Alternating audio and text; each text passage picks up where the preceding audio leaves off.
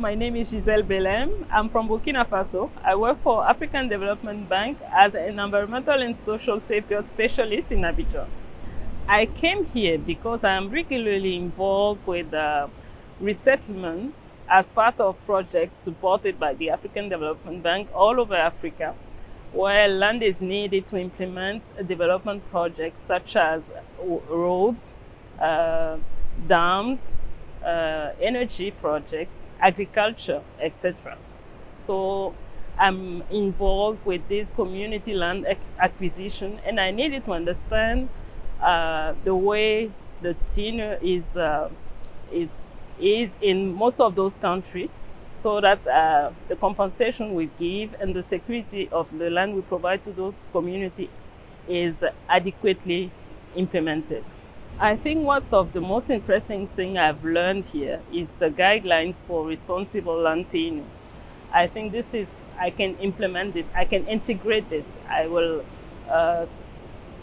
take this to the bank and see how we can integrate these approaches in the bank integrated safeguard system, which comprises environmental and social requirements for countries which get money from the bank. So I think that this is the next step for me, to take these guidelines and see how we can integrate this in the bank. The other thing I wanted to add is that it was really interesting for me to be with colleagues from many countries in Africa, so that I learned a lot about the land management and land governance in their countries. And from that, I think the Mozambique case was the best one I heard about, and I also think that South-South collaboration may be encouraged so that countries can learn from each other.